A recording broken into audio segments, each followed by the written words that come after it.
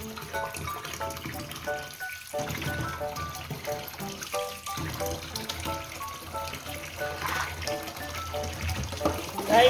welcome to my vlog.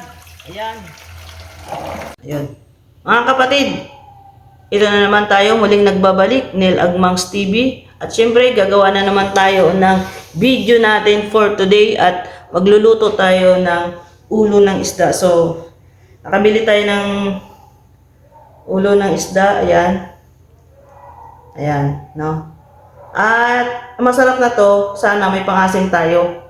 Kaya lang wala tayo pang-asim, mga kapatid. So, ang gagawin natin, lulutuin na lang natin sa luya. So, lagyan na lang natin ng maraming luya. Tapos, ayun siguro, mga luya na lang. So, pero, gusto ko sana matanggal ang langsa. Pero, lagyan na lang natin ng miso. Yun na lang yung ating gagawin. Kasi wala tayong lemon o kaya suka dito na ilalagay. Wala eh. O kaya pang-asim, wala. So, luya na lang at miso. So, abangan natin mamaya ang pagluto natin na to. At siyempre, may kasama pa siyang hipon. Nag-provide nga pala tayo ng 3 pirasong hipon na ganito kalalaki. Ayan. Kahit mahal dito, no? Imaginein mo, guys, 10 NT per piece. 10 NT per piece ito sa pira ng Taiwan. So, magkano din? Magkano ang palitan ngayon? 1.8. 1.7 na lang. Di 17 pesos. 17 pesos, isang piraso. Oh. 3 yung binili ko para ihalo ko nga dito gagawin kong sabaw. So, mamaya samahan niya ako mga kapatid ha. Ayun. Ayan ang lulutuin natin mga guys. Abangan natin. Alright? Alright.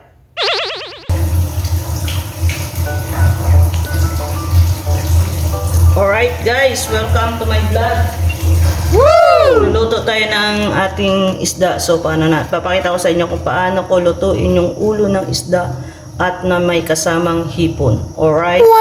Alright.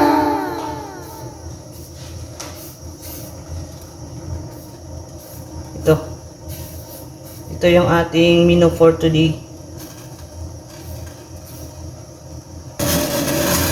Yan guys, kumukulo na. Pag nag-amoy na yung bawang, saka natin, bawang luya. Pag umamoy na yung luya, saka natin ilagay ang isda para yung aroma niya lumasa lang.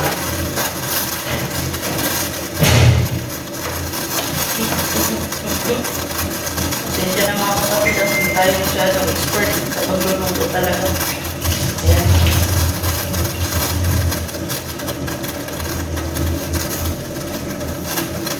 Lagay natin.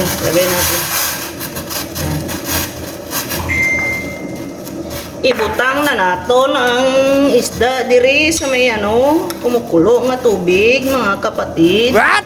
Mga amigo da nga nagkapatanaw sa akon.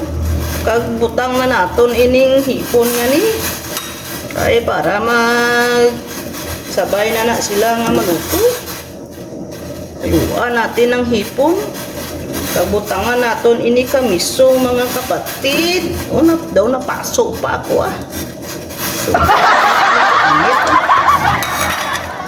hintayin na lang natin na magkulo-kulo. Kabutangan tas ang lagyan natin ng miso.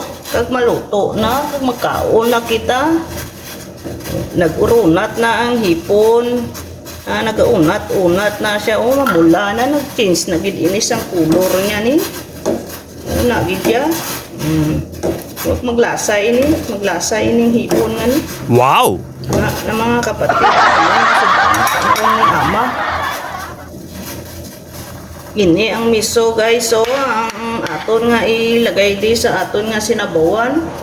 Itanggalo natin ng gabula-bula nga ni Tanggalo natin ni. Ari, base kung pagkaon natin sa bulak nga mapuson kita. Ari ang miso nga ibutang ta sa gabango-bango na ang kay drugon ko lang ining miso ni.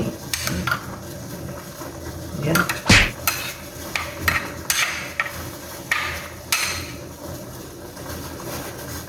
Ay kwaon tang gabula sini sa isda nga kinapakuluan ta kay langsa ini sa mga hindi da ka kaalam kung ano ning bula nga ning kapakulo kasang isda. Bula ini nga langsa nga ni isang isda kag sa halini sa hipon. Gagawa na siya na isda, labas-labas na siya. Shout out dira sa mga ka-Ilonggo ko da. Sa mga kababayan ko diri sa Taiwan, shout out da sa inyo nga tanan ha. Kay ari lang ko ga luto sang sabawan nga ulo sang isda kag may tatlo nga piraso nga ipon kay para I love you. Na mag-agwanta na lang kami sinisang sudan namon ni ama nga may miso gid bilahaw nga sinabawan. Kay daw na-miss ko gid magkaon ng isda nga may sabaw.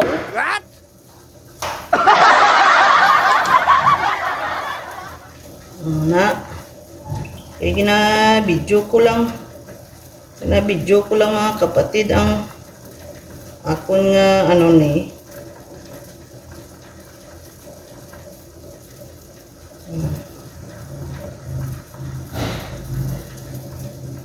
ini magkulo-kulo na butang na naton ang miso na nang aking tunaw natin ni sa higad.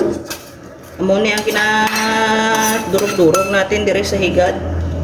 Na butang na naton ang aton nga miso. Okay na yan mga kapatid. Ha. Yan na mga kapatid ha. Okay na na. Kaya hindi na ano-ano pa. Basta may sudan kita. Okay na yan. May ulam tayo. Okay na yan. Kung ikaw OFW ka na kapag luto ko sang amone nga gusto mo, okay na, bliss ka na.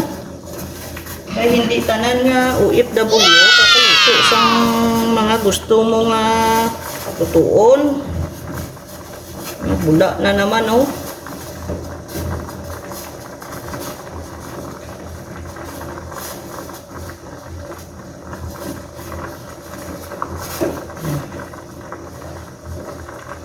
Yan na.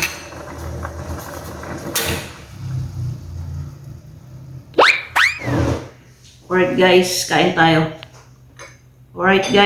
tayo. Let's eat. So, sinusubuan natin si Lola. So, pinakita na natin yung ating niluto. At syempre doon sa ating isda, bigyan natin si Lola. Tinitingnan ko kasi yung ano, kung baka may tinik.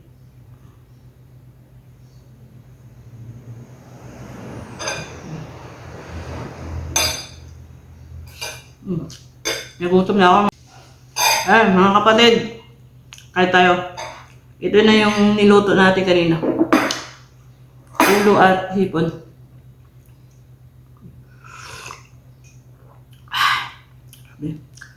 May miso, sarap.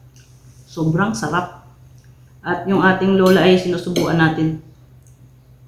Ito sa kanya, isda at isang hipon binigay natin. Kaya sinusubuan pa natin yung ating Lola mga kapatid. Hindi ko nga lang mapakita kasi. Yan. Tara guys, kain tayo.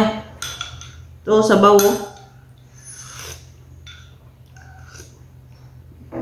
Shout out dyan. Oh. Ayaw kumain ni ama. Dahil tumataas yung acid. Tayo na lang. Inumin ko na lang yan na gatas mamaya. Yun guys, hanggang dito na lang. Salamat sa mga nanood.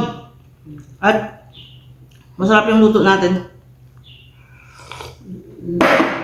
Buhay nyo din mga kapatid. Neil Agmangs TV.